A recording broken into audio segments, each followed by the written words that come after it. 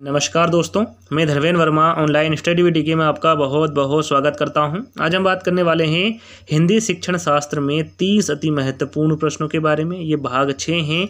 भाग 5 हम पहले ही अपलोड कर चुके हैं। यदि आपको उन पाँचों भागों को देखना है तो यहाँ पर आई बटन पर आपको सारी वीडियो देखने को मिलेगी। वहाँ पर आप एक एक करके देख सकते हैं, जो कि काफ़ी इंपॉर्टेंट हैं। तो यहाँ पर आपको स्किप नहीं करना है, वीडियो को पूरा देखना है। यहाँ पर आप आपका आकलन भी कर सकते हैं कि अभी तक आपने जो हिंदी पेडागोजी या फिर हिंदी शिक्षण शास्त्र पढ़ा है वो किस प्रकार का पढ़ा है और 30 प्रश्नों में आपको कितने नंबर ला सकते हैं। तो स्किप नहीं करना है, वीडियो को पूरा देखना है। अच्छा लगे तो लाइक करना है, शेयर करना है और चैनल को सब्सक्राइब करना है अभी तक नहीं किया हो तो। साथ ही अभी तक सेकंड चैनल हमारे मेरा घर मेरा स्कूल को आपने सब्सक्राइब नहीं किया है तो उसको सब्सक्राइब कर लीजिएगा, क्योंकि वहाँ पर आपको कक्षा 6 से लगाकर 12वीं तक सभी NCERT बुक पर वीडियो आपको वहाँ पर मिलेगी। अभी तक वहाँ पर हमने 40 से ज़्यादा वीडियो अपलोड कर चुके हैं। यदि आपने उनको नहीं देखा है तो लिंक डिस्क्रिप्शन में ही जाकर सभी वीडियो को देख लीजिएगा। चलिए शुरू करते हैं। आज का पहला प्रश्न है हमारा, समावेशी कक्षा में भाषा शिक्षण सिद्धांतों की विशेषता है। यहाँ पर भाषा शिक्षण सिद्धांतों की आपको विशेषता बताना है समावेशी कक्षा में कि भाषा बालक के परिवेश के अनुसार अर्जित की जाती है।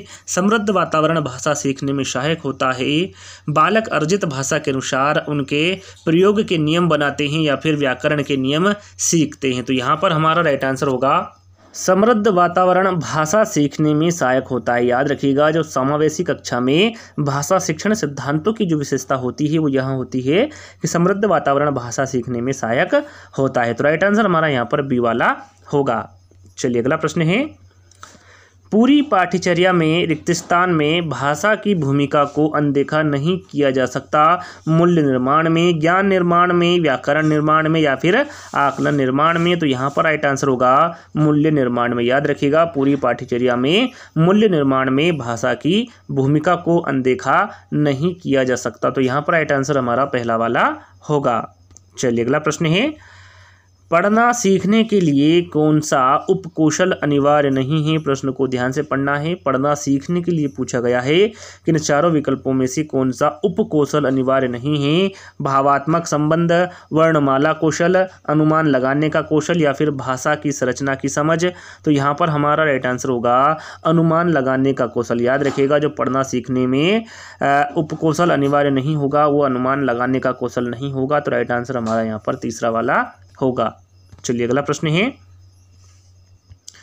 द्विभाषिक बच्चे रिक्त स्थान विकास, सामाजिक सहिष्णुता और रिक्त स्थान चिंतन में अपेक्षाकृत बेहतर होते हैं। यहाँ पर रिक्त स्थान की जगह क्या आएगा इसके बारे में आपको बताना है।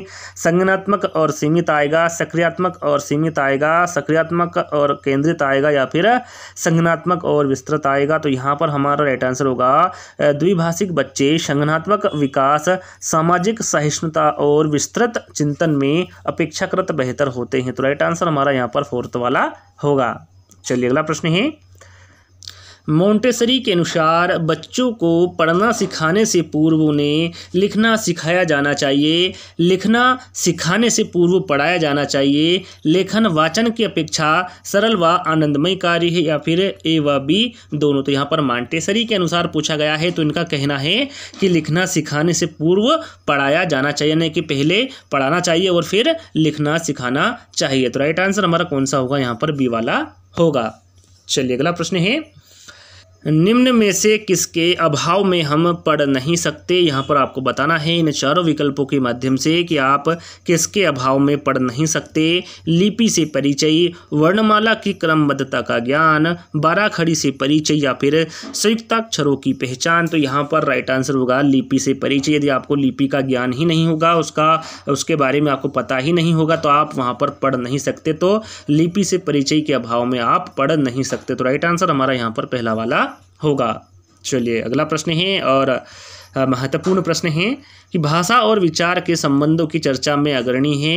पियाजे हैं, स्किनर है, चॉम्स्की है या फिर वाइगोत्स्की है। यहाँ पर भाषा और विचार के बारे में पूछा गया है कि इनके संबंधों की चर्चा में कौन अग्रणी है। तो यहाँ पर राइट आंसर होगा चॉम्स्की। याद रखिएगा, भाषा और विचारों के संबंधों की चर्चा में चॉम्स्की अग्रणी है। तो राइट आंसर हमारा यहाँ पर तीसरा वाला होगा। चलिए अगला प्रश्न है, भाषा सीखने सिखाने में आप किसे सबसे अधिक महत्वपूर्ण मानते हैं? प्रश्न को ध्यान से पढ़ना है। भाषा सीखने सिखाने में आपको बताना है कि आप किसे सबसे अधिक महत्वपूर्ण मानते हैं? संज्ञानात्मक विकास को, सामाजिक अंतःक्रिया को, दृश्य श्रव्य सामग्री को या फिर बाल साहित्य को? तो यहाँ पर हमारा राइट आंसर होगा सामाजिक अंतःक्रिया को। याद रखिएगा, भाषा सीखने सिखाने में आप सामाजिक अंतःक्रिया को सबसे अधिक महत्वपूर्ण मानते हैं। तो राइट आंसर हमारा यहाँ पर बी वाला होगा। चलिए अगला प्रश्न है, कविता कहानियों पर चर्चा करने एवं प्रश्न पूछने का उद्देश्य क्या है? भाषा की विभिन्न छटाओं का अनुभव कराना है, भाषा सीखने का आकलन करना मात्र है, साहित्य के प्रति बच्चों की रुचि जागृत करना है या फिर कल्पनाशीलता का पोषण करना मात्र है? तो यहाँ पर हमारा राइट आंसर होगा जो कविता कहानियों पर चर्चा करने एवं प्रश्न पूछने का जो उद्देश्य होता है वो कल्पनाशीलता का पोषण करना मात्र होता है। तो राइट आंसर हमारा यहाँ पर फोर्थ वाला होगा। चलिए अगला प्रश्न है, भाषा की कक्षा में भाषाई खेलों का आयोजन मुख्यतः भाषा सीखने की प्रक्रिया में स्वाभाविकता लाता है, रोचकता और जोश लाता है, आकलन का काम करता है या फिर अध्यापक के काम को सरल बनाता है? तो राइट आंसर हमारा यहाँ पर होगा रोचकता और जोश लाता है। याद रखिएगा, भाषा की कक्षा में जो भाषाई खेलों का आयोजन किया जाता है उससे क्या होता है? रोचकता और जोश लाता है भाषाई खेलों का आयोजन। तो यहाँ पर राइट आंसर हमारा यहाँ पर बी वाला होगा। चलिए अगला प्रश्न है और काफ़ी इंपॉर्टेंट प्रश्न है, बच्चों के भाषाई विकास में समाज की महत्वपूर्ण भूमिका होती है। यहाँ किसके द्वारा कहा गया, किसके विचार हैं? यहाँ पियाजे के हैं, स्किनर के हैं, चॉम्स्की के हैं या फिर वाइगोत्स्की के हैं? तो यहाँ पर हमारा राइट आंसर होगा वाइगोत्स्की के। याद रखिएगा, बच्चों के भाषाई विकास में समाज की महत्वपूर्ण भूमिका होती है, यहाँ वाइगोत्स्की द्वारा कहा गया या फिर ये वाइगोत्स्की के विचार है। तो राइट आंसर हमारा यहाँ पर फोर्थ वाला होगा। चलिए अगला प्रश्न है, लिखित भाषा का प्रयोग केवल प्रतिवेदन लेखन के लिए किया जाता है, कार्यालयी कार्यों के लिए ही किया जाता है, अपनी अभिव्यक्ति के लिए किया जाता है या फिर केवल साहित्य सृजन के लिए किया जाता है? तो राइट आंसर होगा, जहाँ तक मुझे लगता है इसका राइट आंसर आपको पता होगा, चार विकल्पों को देखकर ही यहाँ पर आप समझ गए होंगे कि लिखित भाषा का जो प्रयोग होगा वो अपनी अभिव्यक्ति के लिए किया जाता है, लिखित भाषा का प्रयोग। तो राइट आंसर हमारा यहाँ पर तीसरा वाला होगा। चलिए अगला प्रश्न है, अपने विद्यार्थियों के भाषा संबंधी क्रमिक विकास का आकलन करने के लिए आपकी निर्भरता मुख्य रूप से किस पर है? पोर्टफोलियो के अवलोकन पर है, मौखिक कार्य करवाने पर है, गृह कार्य की उत्तर पुस्तिकाओं के अवलोकन पर है या फिर कक्षा कार्य के अवलोकन पर है? तो यहाँ पर हमारा राइट आंसर होगा पोर्टफोलियो के अवलोकन पर है। तो राइट आंसर हमारा यहाँ पर पहला वाला होगा। चलिए अगला प्रश्न है, शक्ति को शक्ति कहना किस प्रकार के उच्चारण दोष का उदाहरण है? काफ़ी इंपॉर्टेंट प्रश्न है, एग्जाम में पूछा गया है। जहाँ तक मुझे लगता है आपने इस प्रकार का प्रश्न पढ़ा होगा। ये स्वरागम उच्चारण दोष का उदाहरण है, स्वरभक्ति दोष का उदाहरण है, स्वरलोप दोष का उदाहरण है या फिर इनमें से कोई नहीं? तो राइट आंसर होगा शक्ति को शक्ति कहना, ये स्वरभक्ति उच्चारण दोष का उदाहरण है। तो यहाँ पर राइट आंसर हमारा कौन सा होगा? बी वाला होगा। चलिए अगला प्रश्न है, जिस विधि में छात्र व अध्यापक विचारों का आदान प्रदान करते हैं वहाँ विधि कहलाती। देखिए यहाँ पर प्रश्न में ही इसका आंसर छुपा हुआ है, यहाँ पर विचारों का आदान प्रदान हो रहा है। तो राइट आंसर होगा विचार विमर्श विधि, यानी कि विचारों का आदान प्रदान करना छात्र व अध्यापक के बीच में, इस विधि को क्या कहा जाता है? विचार विमर्श विधि कहा जाता है या फिर यह विधि विचार विमर्श विधि कहलाती है। तो राइट आंसर हमारा यहाँ पर बी वाला होगा। चलिए अगला प्रश्न है, अनुभव द्वारा व्यवहार में रूपांतरण लाना ही अधिगम है, यहाँ कथन किसका है? इंपोर्टेंट कथन है, चॉम्स्की का है, वाइगोत्स्की का है, पील का है या फिर गेट्स का है? तो यहाँ पर हमारा राइट आंसर होगा, यहाँ कथन गेट्स का है कि अनुभव द्वारा व्यवहार में रूपांतरण लाना ही अधिगम है, यहाँ कथन गेट्स का है। तो यहाँ पर अगला प्रश्न है हमारा, वर्तनी शिक्षण के लिए निम्न में से कौन सा अभ्यास सर्वाधिक महत्वपूर्ण है? सुलेख है, अनुलेख है, श्रुतलेख है या फिर कोई नहीं? इंपोर्टेंट प्रश्न है। तो राइट आंसर होगा श्रुतलेख। श्रुतलेख वर्तनी शिक्षण के लिए श्रुतलेख अभ्यास सर्वाधिक महत्वपूर्ण है। तो राइट आंसर हमारा यहाँ पर तीसरा वाला होगा। चलिए अगला प्रश्न है, स्वलीन विकार में बच्चा या फिर आर्टिस्टिक डिसऑर्डर भी इसे कहते हैं कि इसमें बच्चा अपने हाथ पैर हिलाने में कठिनाई का अनुभव करता है। स्वलीन विकार में सामाजिक अंतःक्रिया और संप्रेषण में कठिनाई का अनुभव करता है, अक्सर खाने से मना कर देता है या फिर अपने ही कार्यों में लीन रहता है। यहाँ पर स्वलीन विकार में आपसे पूछा गया है कि इसमें बच्चा क्या करता है, तो राइट आंसर होगा इसमें बच्चा सामाजिक अंतःक्रिया और संप्रेषण में कठिनाई का अनुभव करता है। किसमें? स्वलीन विकार में या फिर आर्टिस्टिक डिसऑर्डर में। तो यहाँ पर राइट आंसर हमारा बी वाला होगा। चलिए अगला प्रश्न है, बहुभाषिकता भाषा सिखाने में बहुत बड़ी बाधा है, भाषाई समृद्धि को खतरे में डालती है, भाषा सीखने में बाधा उत्पन्न करती है या फिर भाषा सीखने में एक महत्वपूर्ण संसाधन है। तो यहाँ पर हमारा राइट आंसर होगा जो बहुभाषिकता है दोस्तों, ये भाषा सीखने में एक महत्वपूर्ण संसाधन है। तो राइट आंसर हमारा यहाँ पर फोर्थ वाला होगा। चलिए अगला प्रश्न है, बच्चे विद्यालय आने से पहले भाषा के चारों कौशलों पर पूर्ण अधिकार रखते हैं, अपनी भाषा की नियमबद्ध व्यवस्था की व्यवहारिक कुशलता के साथ होते हैं, कोरिलेट होते हैं या फिर भाषा का समुचित उपयोग करने में समर्थ नहीं होते हैं। तो राइट आंसर होगा बच्चे विद्यालय आने से पहले अपनी भाषा की नियमबद्ध व्यवस्था की व्यवहारिक कुशलता के साथ होते हैं। कौन? बच्चे विद्यालय आने से पहले। तो राइट आंसर हमारा यहाँ पर बी वाला होगा।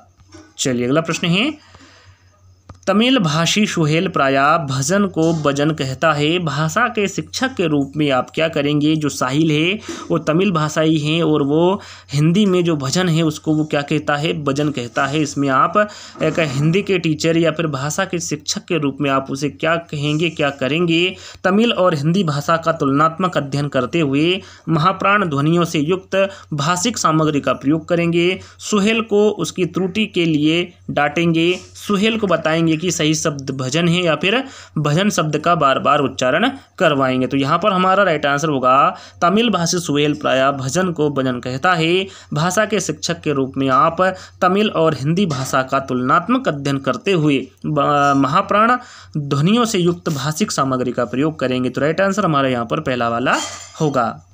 चलिए अगला प्रश्न है, भाषा का प्राथमिक रूप है। यहाँ पर प्राथमिक रूप आपको भाषा का बताना है, क्या होगा? व्याकरणिक है, लिखित है, सांकेतिक है या फिर मौखिक है?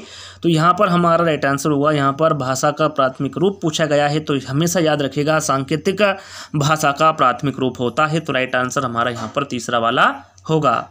चलिए अगला प्रश्न है, नाटक शिक्षण में सतत और व्यापक मूल्यांकन के लिए निम्नलिखित में से कौन सा सर्वाधिक महत्वपूर्ण है? लिखित परीक्षा है, मुख्य संवादों को सुंदर रूप से लिखना है, पढ़े गए नाटक का मंचन है या फिर पात्रों का चरित्र चित्रण लिखना है? तो यहाँ पर हमारा राइट आंसर होगा पढ़े गए नाटक का मंचन सर्वाधिक महत्वपूर्ण है नाटक शिक्षण में सतत और व्यापक मूल्यांकन के लिए। तो राइट आंसर हमारा यहाँ पर तीसरा वाला होगा।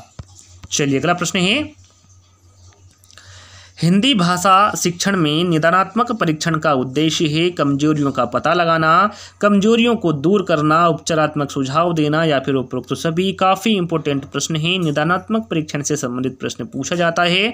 तो याद रखिएगा हिंदी भाषा शिक्षण में जो निदानात्मक परीक्षण का उद्देश्य होता है वो कमजोरियों का पता लगाना भी होता है, कमजोरियों को दूर करना भी होता है और उपचारात्मक सुझाव देना भी निदानात्मक परीक्षण का कार्य होता है, यानी कि उसका उद्देश्य होता है। तो राइट आंसर हमारा यहाँ पर उपरोक्त सभी होगा। चलिए अगला प्रश्न है, मौखिक अभिव्यक्ति में स्वाभाविकता बनाए रखने के अंतर्गत निम्न में से कौन सा सर्वाधिक महत्वपूर्ण है? प्रभाव उत्पादकता के लिए बनावटी बोली का प्रयोग, सरल एवं सहज भाषा का प्रयोग, अत्यधिक विद्वानतापूर्ण भाषा का प्रयोग ताकि सामान्य लोग इसे नहीं समझ सके या फिर उपरोक्त सभी। तो यहाँ पर हमारा राइट आंसर होगा मौखिक अभिव्यक्ति में स्वाभाविकता बनाए रखने के अंतर्गत जो सर्वाधिक महत्वपूर्ण होगा वो सरल एवं सहज भाषा का प्रयोग होगा। तो राइट आंसर हमारा यहाँ पर बी वाला होगा। चलिए अगला प्रश्न है, भाषा जीवन की विभिन्न स्थितियों को साधती है, सीखने सिखाने में पाठ्य पुस्तकों का विशेष महत्व होता है, व्याकरण पर ही आधारित होती है या फिर जानने का अर्थ है उसका व्याकरण जानना है? तो यहाँ पर राइट आंसर होगा भाषा जीवन की विभिन्न स्थितियों को साधती है। तो राइट आंसर हमारा यहाँ पर पहला वाला होगा। चलिए अगला प्रश्न है, भाषा एक कौशल है और इसका विकास अभ्यास पर ही निर्भर है। यह कथन किसका है? इम्पोर्टेंट कथन है। स्किनर का है, क्रो एंड क्रो का है, पावलाव का है या फिर थॉर्नडाइक का है? तो यहाँ पर हमारा राइट आंसर होगा यहाँ कथन थॉर्नडाइक का है। याद रखिएगा, इंपॉर्टेंट कथन है कि भाषा एक कौशल है और इसका विकास अभ्यास पर ही निर्भर है। यहाँ कथन थॉर्नडाइक का है। तो यहाँ पर अगला प्रश्न है हमारा,